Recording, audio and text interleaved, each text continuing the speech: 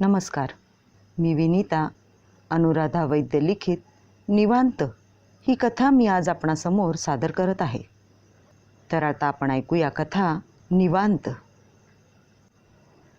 नीरजनं डोळे उघडले. आता ऊन खूपच कललेलं होतं. झाडीच्या सावलीत अंधार कालवला जात होता. झाडांच्या बुंध्या आडून तिरपी किरणं येत होती आणि थेट पाण्यात उतरत होती. तळं केशरी रंगानं निथळत होतं. कुणी मंत्र घालावा, कुणी भारून टाकावं असं ते ठिकाण अद्भुतरम्य होऊन गेलं होतं. नीरज वेडावला. तळ्यातलं केशर पाहू का झाडीची सावळी माया अनुभवू का मत्त रानगंध हुंगून घेऊ असं त्याला झालं होतं. तो जागचा उठला आणि झाडांच्या बुंध्या बुंध्यांना शिवत तळ्याच्या काठानं फिरू लागला. अचानक त्याच्या मनात आलं, काल तर भर दुपारी एक पाखरांचा थवा चिरचिरा तिथून उडाला होता. ती पाखरं आज घरट्याकडे परतली कशी नाहीत? एरवी कातरवेळी नेहमी कानावर पडणारा त्यांचा कलकलाट आज कसा कानी पडत नाही? की त्यांची घरटी इथं नाहीतच. त्या चिडीचूप गूढ स्थळी तो क्षणार्धात भानावर आला. इथं कुठलीच जाग नाही. झाडं सोडली तर जिवंतपणाची काहीच खूण नाही. तरीही इथं खूप सुखावह वाटतं, खूप. पण आता घरी जायला हवं. आई वाट पाहत असेल, बाबा व्हरांड्यात चक्रा मारत असतील, आजी नाना प्रश्न विचारत असेल आणि बाबा तिच्या प्रश्नांना न रागावता उत्तरं देत असतील. सगळं घर आता त्याच्या भेटीसाठी आतुर झालं असेल. नीरज लगबगीनं पाऊल वाटेवर आला. ती पार करून कुंपण ओलांडून कॉलेजच्या कंपाऊंडमध्ये आला. आवारात आता तुरळक माणसं होती. ग्राउंडवर फुटबॉलचा खेळ चालला असावा. ती मुलं आता बॉल हातात घेऊन घरी परतू लागली होती. हॉस्टेलच्या इमारतीमधले दिवे लागलेले होते. अंधुकसा संधिप्रकाश आसमंतात पसरलेला होता. त्याची एकुलती एक मोपेड स्टँडवर त्याची वाट पाहत उभी होती. ती त्यानं बाहेर काढली. ती सुरू करून तो फाटकाबाहेर पडला तेव्हा फाटकाजवळ उभ्या असलेल्या गुरख्यानं त्याच्याकडे चमत्कारिकपणे पाहिलं. बिल्डिंगच्या फाटकातून त्याची मोपेड आत आलेली पाहताच बाबा व्हरांड्यातून घरात गेले. त्यांनी मोठ्यांदा म्हटलं, आला बर का ग नीरज? किती उशीर केला, खडसाव त्याला चांगलं. आताशा तुझं अजिबात ऐकत नाही तो. आजी कुरकुरली. फक्त 7:30 होत आहेत आता. काही फार उशीर झालेला नाहीये. थांबला असेल मित्राकडे. कुणी काही बोलू नका त्याला आल्या आल्या. बाबांनी सगळ्यांनाच जणू बजावलं. जिन्याखाली मोपेड ठेवून नीरज वर आला. घरात एक साचलेपणा, तंगपणा त्याला जाणवला. तळ्याकाठच्या सुखावलेपणातून तो अजून पुरता बाहेर आलेला नव्हता. तरीही बळेच हसत त्यानं विचारलं, वाट पाहत होतात ना सगळी? पण बाबा काय झालं? राहू दे, आलास ना तू, झालं तर मग. रोजच्यापेक्षा जरा वेळ लागला म्हणून काळजी वाटली, एवढंच. मी न त्या मित्राकडे होतास ना, माहिती आहे. जा, कपडे बदल, हातपाय धू. आई वाट पाहते जेवणासाठी तुझी. नीरज घरात गेला. उशिराबद्दल काय कारण सांगावं असा प्रश्न त्याला पडला होताच. बाबांनी त्याची आयतीच सुटका केली.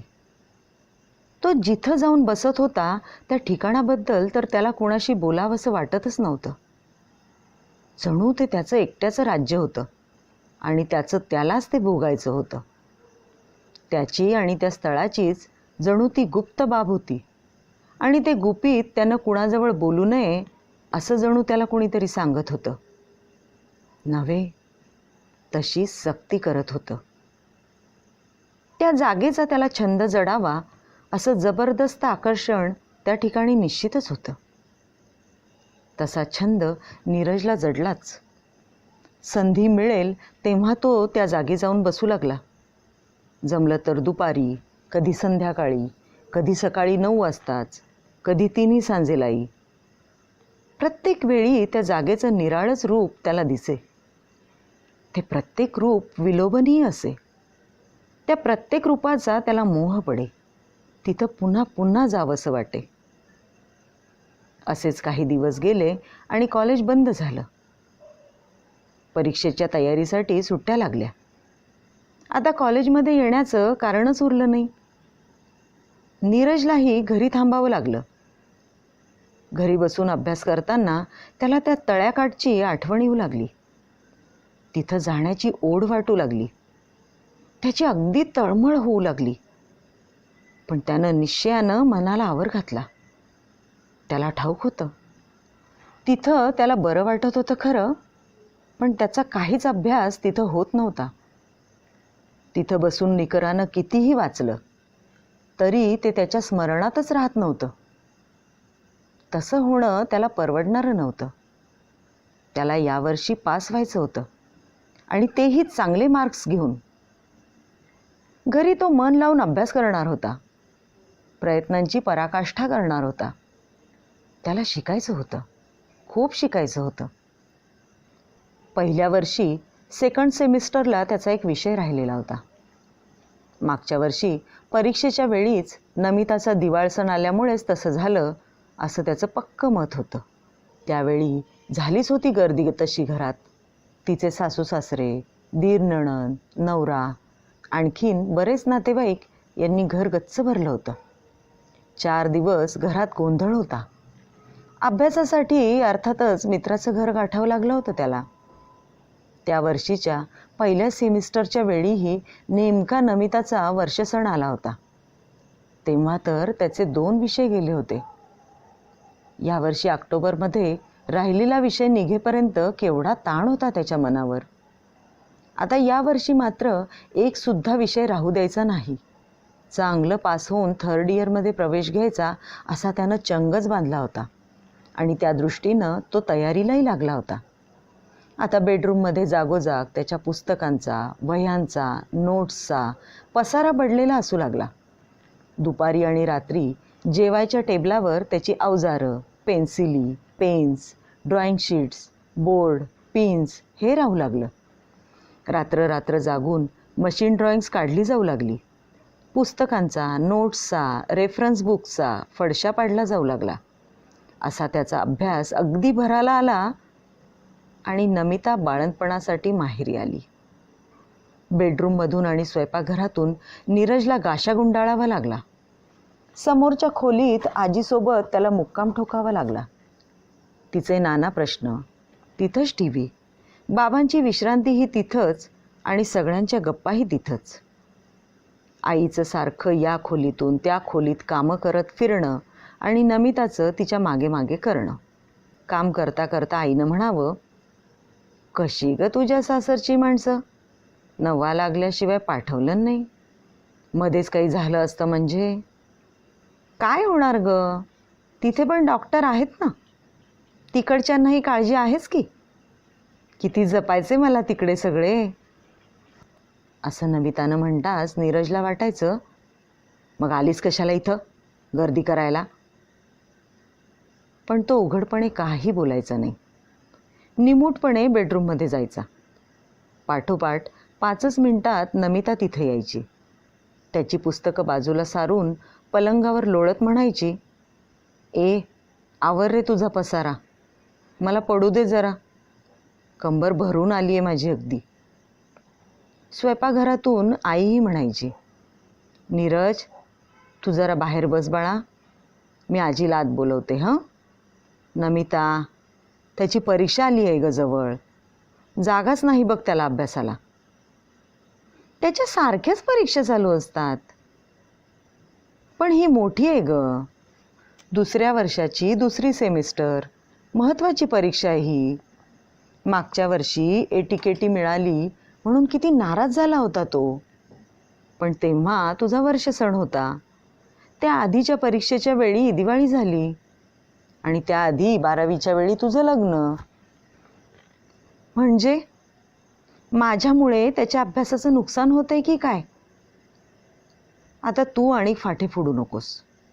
अभ्यासासाठी त्याला घरात शांतता नसते एवढंच म्हणाले मी. मला कल्पना नव्हती हा आई, नाहीतर आलेच नसते मी. नमिता रुसली आणि भिंतीकडे तोंड करून पडून राहिली. आईला धरल्यासारखं झालं. कानकोंडी होऊन ती चूप झाली आणि निमूटपणे कामं करू लागली. आजीची चरपट पंजिरी अशावेळी हमखास सुरू व्हायची. ना शेंडा ना बुडखा असलं काहीतरी ती अशावेळी बोलायची. तसंच तिनं सुरू केलं. डोहाळ जेवणाची तारीख लवकरची धरलीस ना ग, नाहीतर तुझं नेहमीचं धीमं काम. तू तारीख ठरवेपर्यंत ती बाळण सुद्धा व्हायची. कोणती ठरली तारीख? हेच आजी वारंवार विचारू लागली. त्या चुपचाप घरात तिचाच तेवढा खणखणीत आवाज निनादू लागला. सोफ्यावर आणि टिपॉयवर पसारा घालून बसलेल्या नीरजचा जीव घुसमटू लागला. ठासून भरलेल्या त्या टिचभर बंदिस्त ब्लॉकमधून बाहेर पडावं आणि मोकळ्या वाऱ्यावर भटकून यावं अशी अनावर ओढ त्याला लागली. तो उठला. त्यानं बाहेर जायचे कपडे चढवले. अभ्यासाचं सामान सॅकमध्ये कोंबलं आणि पायात चपला सरकवून तो घराबाहेर पडला. दाराचा आवाज ऐकून बाहेर आलेल्या आईनं विचारलंच, अरे कुठं चाललायस? मित्राकडे ग, तो उत्तरला. बिल्डिंगच्या फाटकाबाहेर पडताना त्यानं खरोखरच मित्राकडे जायचं ठरवलं होतं. मित्राकडे जायचं, पुस्तकं तिथं टाकायची, त्याला बरोबर घेऊन भटकून यायचं आणि थोडा वेळ त्याच्या घरी अभ्यास करायचा असा त्याचा बेत होता. पण तो बाहेर पडला आणि कसा कुणास ठाऊक कॉलेजच्या रस्त्यालाच लागला. कॉलेजच्या आवाराच्या उघड्या गेटमधून त्यानं मोपेड आत नेली, स्कूटर स्टँडवर उभी केली. मग कॉलेजच्या मुख्य इमारतीला आणि हॉस्टेलला वळसा घालून तो मागच्या बाजूला आला. मागच्या बाजूच्या कुंपणाच्या वाकवलेल्या तारांकडे पाहू लागला. मनात आत आत कोणीतरी त्याला म्हणू लागलं, मागे फिर, मुकाट्यानं मागे फिर. पण मन हट्ट करू लागलं. तळ्याकाठी चल चल म्हणू लागलं. अखेर हट्टी मनानं नीरजवर ताबा मिळवला. मंत्रमुग्ध झाल्यासारखा, भारल्यासारखा नीरज कुंपणाची तार ओलांडून कुरणाच्या वाटेवर आला आणि वाटेवरून तळ्याकाठी पोहोचला. घाईघाईनं जाताना झुडपाच्या फांद्यांनी त्याच्या अंगावर ओरखडे उठवले. त्यांची चुरचूर ही त्याला मजेशीर वाटली. त्यानं सॅक खाली ठेवली, चपला काढल्या आणि पाऊलभर पाण्यात उभा राहिला. त्याच्या तळपायातून एक थंडगार गोड शिरशिरी मस्तकापर्यंत सरसरत गेली. त्याचं शिणलेलं मस्तक एकदम विसावलं. वाऱ्याच्या झुळका येऊन त्याची जुल्फ कुरवाळून गेल्या. जणू कुणी त्याला थोपटलं. मग किंचित वारा सुटला आणि एक हलकीशी शीळ आसमंतात घुमली. त्याला जाणवलं, इथंच कुठंतरी कळकाचं बेट असणार. तिथूनच आलेली ही मधुर शीळ. झाडांच्या बुंध्यांना स्पर्श करत तो त्या दिवसासारखा तळ्याच्या काठानं फिरू लागला. लांब त्याला खरोखरीच कळकाच्या उंच काठ्या दिसल्या. त्यांचा वेध घेत तो पुढे गेला तर त्या कुठं नाहीशाच झाल्या. तो जिद्दीनं त्या शोधू लागला. जो जो शोधू लागला तो तो त्या दाट झाडीत हरवू लागला. भरतीची वाटच जणू त्याच्या पायाखालून सरकली आणि न जाणे कुठे हरवली. कळकाच्या काठ्या सोडून तो आता परतीची वाट शोधू लागला. ती सापडेना तसा कासावीस झाला. त्याच्या डोळ्यापुढे घर दिसू लागलं. एवढ्यात तोच चिरपरिचित पाखरांचा थवा त्याच्या डोक्यावरून अंतराळात कुठेसा झेपावला. जीवाच्या आकांतानं ओरडतच जणू. त्यानं सभोवार पाहिलं. हिरवी कंचराई, मत्त गंध, चमचमणारं निळं पाणी, घनदाट सावली आणि नितळ निवांतपण. तरीही ते पक्षी इथून घाईनं उडावे. घाबरले तर नव्हते ते, पण का? भरभर पावलं टाकत त्यानं तळ्याभोवती चक्कर मारली आणि एका झाडाखाली त्याला त्याची सॅक आढळली. हत्तीच्या, इथूनच तर आहे परतीची वाट. मीच पुढे गेलो आणि मीच घाबरलो वेड्यासारखा. त्याला स्वतःच्या भित्रेपणाची गंमतच वाटली. त्यानं मग सावकाश सॅक पाठीशी लावली, पायात चपला घातल्या. जणू रुळलेल्या वाटेनं तो परत निघाला. घाणेरीच्या गचपणाबाहेर येता येता वळून त्यानं तळ्याकडे पाहिलं. तळ्याचं रूप आता बदललं होतं. उतरणाची पिवळी धम्मक उन्हं पानाच्या जाळीतून घुसून तळ्यात उतरत होती. पाणी विलक्षण तेजाळलं होतं आणि उतरत्या उन्हातले धुलीकण तऱ्हेतऱ्हेचे रंग धारण करत होते. ते दृश्य डोळ्यात साठवून तो चालू लागणार, तोच कुठल्याशा लांब पानाच्या झाडातून टाळी वाजल्यासारखा आवाज आला. त्यानं दचकून पाहिलं. भिजलेली चांदीची घुंगरं वाजावीत तसं कुणाचं तरी हास्य किणकिणलं. शेवरीच्या वाळलेल्या शेंगा असणार, तो धिटाईनं पुटपुटला. तोच ती मगाचीच पानं त्याची गंमत केल्यागत टाळ्यावर टाळ्या वाजवल्यासारखी वाजू लागली. त्यानं निरोप घेतल्यासारखा हात उंचावला आणि वेळ न दवडता तो पाऊल वाटेवरून परतू लागला. दारात उभी राहून नमिता त्याचीच वाट पाहत होती. पायऱ्या चढून तो दाराशी येताच ती म्हणाली, आलास एकदाचा? दुपारी गेलास तो दिव्यात वाद घालून आला. होय, कुठे होतास एवढा वेळ? हे म्हणता म्हणताच ती दारातून बाजूला सरली. तो घरात येत असतानाच आईनं म्हटलं, आल्या आल्या त्याला धारेवर धरू नकोस ग. मित्राकडे जातो म्हणाला होता ना तो. तिथं बसले असतील अभ्यास करत. लागला असेल वेळ. तू ये रे आत, चहा ठेवलाय बघ. आईनं दिलेला चहा जेवणाच्या टेबलाशी बसून तो घेऊ लागला. तेव्हा नमिता जवळ येऊन म्हणाली, नीरज, असा दिवसभर घराबाहेर राहत जाऊ नकोस बाबा. मला फार अपराधी वाटतं. हवं तर तू बेडरूममध्ये बसत जा अभ्यासाला. मी बाहेर सोफ्यावर नाही तर स्वयंपाकघरात बसत जाईन. झालं? बोलताना शेवटी तिचा स्वर रुद्ध झाला. नीरजला तिची कीव आली आणि स्वतःचा रागही आला. इतकी घरातली माणसं त्याची वाट पाहत होती, काळजी करत होती. माहेरपणाला आलेली त्याची एकुलती एक बहीण त्याच्यासाठी ताटकळत होती आणि तो खुशाल त्या तळ्याच्या काठी रिकामटेकडा हिंडत होता. अपराधीपणे त्यानं नमिताला म्हटलं, अगं नाही, असलं काही तू करू नकोस. अभ्यासाला बसण्याचा एवढा काही प्रॉब्लेम नाहीच आहे. तो कुठेही होईल, घरी, मित्राकडे, बागेत. जेव्हा जिथं मला सोयीस्कर होईल तिथं मी बसेन. तू काळजी करू नकोस आणि कृपा करून रडू बिडू नकोस बाबा. घे, हा चहा घे अर्धा कप. आता चालतो ना माझा उष्टा का नाही? त्याच्या हातातला चहा घेत अश्रू भरल्या डोळ्यांनी ती उन्हा पावसाचा खेळ चालल्यागत हसली. तिनं आणि नीरजनं लहानपणी चिमणीच्या दातांनी वाटे करून खाल्लेल्या गोरख इमलीची तिला आठवण झाली. पुढच्या खोलीतून आजी काहीतरी विचारत होती, ते ऐकण्यासाठी ती तिकडे गेली. जेवण झाल्यावर खूप उशिरा रात्री नीरज स्वयंपाकघरातल्या टेबलावर अभ्यासाला बसला. नीट ओळीनं ठरवून असा काही अभ्यास त्याला सुचतच नव्हता. त्यानं आधी ड्रॉइंग शीट्स टेबलावर पसरली, खाडाखोड करत काहीतरी रेखाटलं. मग ते मनासनं येऊन त्यानं हाताशी येईल ते पुस्तक उघडलं आणि ते वाचायचा निकरानं प्रयत्न करू लागला. पण काही म्हणता काहीच त्याच्या डोक्यात शिरेना. त्याला सतत ती कुरणातली वाट, ती झाडी, ते घाणेरीचं गचपण, चिरचिरत जाणारा पाखरांचा थवा, चमचमणारं पाणी, झाडीतून उतरणारी उन्हं, थंडगार सावलीत शिवाशिवीचा खेळ खेळणारे कवडसे, हेच आठवू लागलं. त्यानं ते सगळं मनाआड करायचा प्रामाणिक प्रयत्न केला. मनोमन त्यानं ठरवलंही की उद्यापासून त्या जागेकडे मुळीच फिरकायचं नाही. तसं ठरवून तो कसोशीनं आपलं लक्ष पुस्तकात घालत असतानाच त्याला वाटून गेलं, तिकडून परतताना कुणी टाळ्या वाजवते असं वाटलं आणि हसलेही कुणीतरी खळखळून. कोण बरं? कोण असावं ते? म्हणजे तिथं तर आजपर्यंत कुणालाच पाहिलेलं नाही आपण. मग ते तसं मधुरसं हसलं कोण? कोण?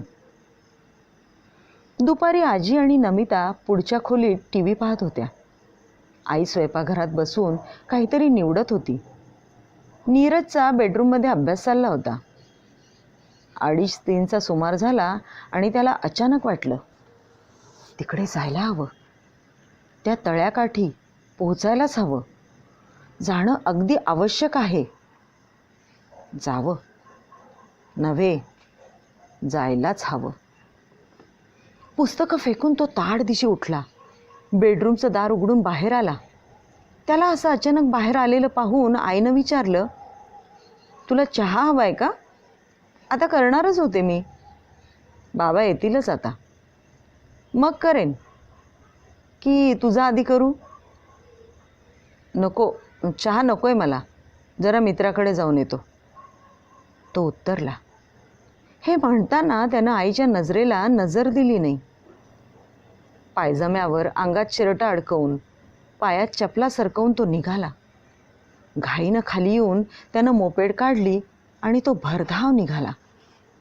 धापा टाकत तो झाडाच्या बुंध्याशी बसला आणि घाम पुसू लागला. डोळे मिटून क्षणभर बसल्यावर त्याच्या चित्तवृत्ती फुलून आल्या. लढिवाळपणे कुणीतरी अंगाशी झोंबावं तशी एक वाऱ्याची सुगंधी झुळूक आली आणि त्याच्या अंगाला विळखून गेली. त्या उन्मादक रानगंधानं तो वेडापिसा झाला. उत्तेजित होऊन तो उठला आणि सवयीच्या घरात वावरावं तसा तळ्याच्या काठानं झाडांना स्पर्श करत हिंडू लागला. तो तसा हिंडू लागताच ती तांबडी पानं टाळ्या पेटू लागली. त्या टाळ्यांमध्ये हाक्याची किणकिणही मिसळली. तो पुढे गेला की त्याच्या मागून टाळी वाजे. त्यानं मागे वळून पाहिलं की त्याच्या पुढून हास्याची लकेर येई. त्यानं समोर पाहिलं की एखादी गंमत झाल्यागत खूप जणांच्या हसण्याचा आवाज येई. कण्हेरीची लांब पानं, घाणेरीची खरखरीत पानं, मोठाल्या वृक्षांची नितळ चकचकीत तेलकट पानं, मध्येच उपटलेल्या बकाव्या लिंबाची फताडी पानं, तळ्याच्या त्या टोकाला असलेल्या पाण्यात पाय सोडून बसलेल्या वडाची काळपट हिरवी जाड पानं आणि लाल लाल फळं. तिथं किलबिलणारी इवलेली पाखरं, लाल चोचींचे राघू, पिवळ्या पायांच्या साळुंख्या, पिटुकल्या चिमण्या, कर्कश ओरडणारे कावळे, भारद्वाज, सुतार, कोकिळा. त्याला आश्चर्य वाटलं, आज एवढी पाखरं कशी काय इथं? त्यानं मजेनं तळ्याला विचारलं, काय रे, या पाखरांना का बोलवलेस? मला त्रास होईल ना त्यांच्या आवाजाचा, मला शांतता हवी आहे ना. तळ्यावर गूढ तरंग उठले आणि पुन्हा बारीक स्वरात कोणीतरी हसलं. नक्कीच हसलं. कोकिळेनं उंच स्वर लावला तशी त्याने एक काटकी उचलली आणि उगाच त्या दिशेनं भिरकावली. तो पुन्हा एका झाडाच्या बुंध्याला टेकून बसला. आता कसलीही काळजी नाही, कसलीही घाई नाही, याशिवाय आपलं दुसरं कुठलंच ठिकाण नाही, असंच त्याला वाटू लागलं. लहान लेकरानं आईच्या मांडीवर झोपावं तसा तो तिथंच आडवा झाला. तळ्याच्या लाटा चुबूक चुबूक करत त्याच्या पावलांवर आपटू लागल्या. आईनं थोपटलेलं तर त्याला काही आठवत नव्हतं, पण ते असंच असावं असं त्याला वाटू लागलं. त्याला अगदी गाढ झोप लागून गेली. तो जागा झाला तेव्हा रात्र बरीच चढली होती. फिक्कट चांदणं पडलं होतं. झाडं मायळूपणे सळसळत होती. चांदीचा दुधानं भरलेला प्याला डुचमळावा तसं तळं भासत होतं. आता मात्र तिथं अक्षरशः चिटपाखरूही नव्हतं. तो जणू त्या तळ्याकाठी नव्हता. एखाद्या स्वप्न नगरीत त्याला कोणी बोट धरून आणलं होतं आणि तो आज्ञाधारकपणे त्या आणणाऱ्याच्या मागून चालला होता. त्याचे डोळे तळ्याच्या चंदेरी पाण्यावर खिळून राहिले. संमोहितसा तो उठला, तळ्याच्या पाण्यात उतरला, आत आत जाऊ लागला. कमरे इतक्या पाण्यात आल्यावर त्याला भान आलं, घरी जायला हवं. त्याच्या मनाच्या तळातून एक इच्छा सरसरत वर आली. तो वळला आणि वेगानं काठाकडे निघाला. त्याला जाणवलं की तसं करणं त्याला बरंच अवघड गेलं. पाण्याला विलक्षण ओढ आहे. तळ्याच्या पाण्याला एवढी ओढ असते त्याला माहीत नव्हतं. आता तो फक्त एकच जाणत होता, घरी जायला पाहिजे. काठावर येऊन त्यानं जेमतेम चपला सरकवल्या आणि तो धावत ठेचकाळत झाडीच्या बाहेर आला. पळतच त्यानं पाऊलवाट पार केली. कुंपणाच्या तारेतून कॉलेजच्या आवारात शिरताना काटेरी तारेमुळे त्याचे कपडे जागोजाग फाटले. कशीबशी मोपेड घेऊन तो घरी आला. घरी आल्यावर त्याचा अवतार पाहून आईबाबांना त्याची फार काळजी वाटली. आईनं त्याला कपडे बदलायला लावले, गरम कॉफी करून पाजली, त्याला उबदार पांघरूण देऊन तिनं निजवलं. आईबाबांनी त्याला नाना प्रश्न विचारले. काय रे, मित्राकडे न गेला होतास? जेवला बिवलास की नाही? कशाला भटकतोस रे असा? जीवाला किती घोर लागतो आमच्या? त्यांच्या या प्रश्नांची उत्तरं त्याच्यापाशी नव्हती. त्यांच्याकडे आणि मूकपणे वावरणाऱ्या नमिताकडे पाहण्याचंही तो टाळत होता. बाहेरून आजी काहीतरी बडबडत होती, त्याचाही त्याला आज राग येत नव्हता. त्याला एवढंच माहीत होतं, त्यानं आज टाळलं तरी उद्या त्याला तळ्याकाठी जावंच लागणार होतं. जाणं भागच होतं, त्याशिवाय दुसरा इलाज नव्हता. त्याला हवी तशी शांत निरामय जागा तीच होती, फक्त तीच. दुसरा संपूर्ण दिवस त्यानं झोपून काढला. आईनंही त्याला झोपू दिलं. तिला वाटलं अभ्यासाच्या ताणानं तो शिणलाय. तो झोपला असताना उलट तिनं बेडरूमचं दार लोटून घेतलं. दिवस कल्ला, 3 सांज झाली. बेडरूमचं दार उघडून नीरज हलक्या पावलांनी बाहेर आला. त्यानं स्वयंपाकघराचा कानोसा घेतला. तिथं आई आणि नमिता हलक्या स्वरात गप्पा मारत भाजी निवडत होत्या. तो पुढच्या खोलीत आला. बाबा बहुतेक बाहेर गेलेले असावेत. आजी TV पाहण्यात रंगून गेली होती. तरीही सावधगिरी बाळगायची म्हणून त्यानं पुस्तकांची सॅक पाठीला लावली. हातात काही ड्रॉइंग शीट्स घेतल्या आणि तो निघाला. तळ्याच्या काठी त्याचं नेहमीसारखंच स्वागत झालं. मावळतीची तिरकी उबदार किरणं आणि लाटांवरच्या मंद गार वाऱ्याच्या झुळका एकत्रित होऊन त्याला सुखवू लागल्या. काही खास उत्सव असावा तसा तो परिसर त्याला सोनेरी रंगात न्हाऊन निघाल्यासारखा वाटला. तो प्रत्येक झाडाशी आला आणि त्यानं फांद्यांना कान लावून पानांची सळसळ ऐकली. जणू झाडांची स्पंदनं स्वतःच्या श्वासात मिसळून घेतली. पलीकडच्या वडाच्या पारंब्यांना धरून तो किंचित झुलला. गोंधणीच्या झाडाचा मोहोर त्यानं श्वास भरून हुंगला. नेहमीच्या झाडाच्या मुळांवर तो निस्तब्ध बसला. काही क्षणातच सूर्याची अखेरची किरणं अंतर्धान पावली. झाडांच्या लांबलेल्या सावल्यांनी अजस्त्र रूप धारण केलं आणि आसमंतात त्या काजळ कालवू लागल्या. पाखरांचे थवेच्या थवे तिथून उडून जणू रात्रीच्या मुक्कामाला दूर कोठेसे गेले. जाताना कलकलाट करून जणू नीरजला सुचवून गेले, बघ, क्षितिजाच्या कडा अजूनही तांबूस आहेत. जा जा, इथून बाहेर पड. आता घरी जावं असं नीरजलाही वाटत असतानाच पूर्ण चंद्रबिंब आकाशात वर चढलं. काळोख्या तळ्यावर त्यानं चंदेरी मुलामा चढवला. मग भूलभुलैया सुरू झाला. कधी कुठे टाळ्या वाजत, कुठे शीळ ऐकू येई, कधी हसणं कानी पडे. मंद वाऱ्यानं झाडं डोलू लागली आणि तळ्याचं पाणी पाळण्यागत झुलू लागलं. त्यात स्वतःला झोकून देण्याचा अनिवार्य मोह नीरजच्या ठायी निर्माण झाला. तो उठला आणि तळ्यात शिरला. पाण्याचा सुखकारक स्पर्श अनुभवत आत आत खोल जाऊ लागला. गळ्यापर्यंत पाणी आल्याबरोबर तो जागा झाला. त्याला आईबाबा आठवले, म्हातारी आजी आठवली, वाट पाहणारी अवघडलेली नमिता आठवली आणि आभा.